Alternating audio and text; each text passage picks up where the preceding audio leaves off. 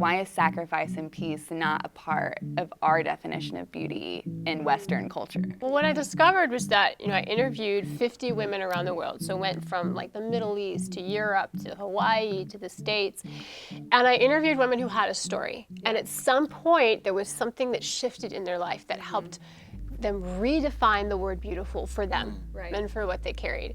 And so I would do makeovers and photo shoots with them, and I would ask them to draw a couple of words that explained how they felt before this shift happened. And most often those words were worthless or not wanted or unloved. And it was all of these perceptions that they had about themselves. And then I would say, okay, what's a word that describes you today? And often like worthy and clean and all of these things. So then I went in and I found out the backstory of what happened to change their perception of who they were and what happened in their story. And they all had something profound to say. I even think of it, just in terms of a lot of women, even me, it's in the Christian culture especially, we can say all of those things, but when do they actually take heart, right? So it was like, I knew all of those things. I grew up in the church. My mom and my dad spoke so much love and life into me, but there was a point in time where I stopped believing that God saw me in all of those ways. And I remember just in a worship session a couple years ago, just hearing a song, and it was like, God sees you as like white as snow. And I was like, no way.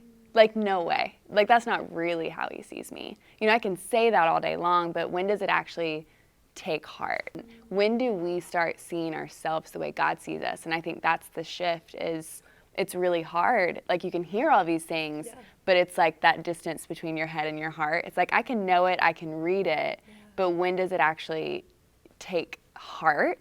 And then we see ourselves the way God sees us. Yeah, I think that's the thing that always confuses me, is that, as we learn about these topics on self-worth or identity, and then at what point does someone walk by a mirror, look at themselves, and not feel those same negative feelings? Like, at what point? To what extent? And like, getting from here to there, what does that look like? Like, have you seen a common denominator in, like, I don't want to say the recovery process, but the uncovering process of beauty? There it was. Is he going to preach today? All I'm saying is that, have you seen a common denominator in the way that these women, these 50 women, and actually a lot more that you mentioned, but that there's a common denominator of how they started uncovering beauty? Yeah, I compare it to a makeover. Like, I love makeover TV shows. Yeah. Like, I could binge watch like all day, right? Yeah, you do that, right? Yeah. So, and what they do is they come into someone, they surprise, right? Like, they surprise somebody and they come in and they're just like, okay, we're going to give you this amazing makeover. Like, we know what we're doing. We're the professionals, but you have to turn over everything in your wardrobe that we think should go. And they're just like, oh, I don't want to do it. Like, that's my life. Like, this is my favorite bunny shirt. Right? Like all of these cheesy things. But you're like, it's so worth it, right? To actually have something that's designed for you and like fits and like it shows you for who you are.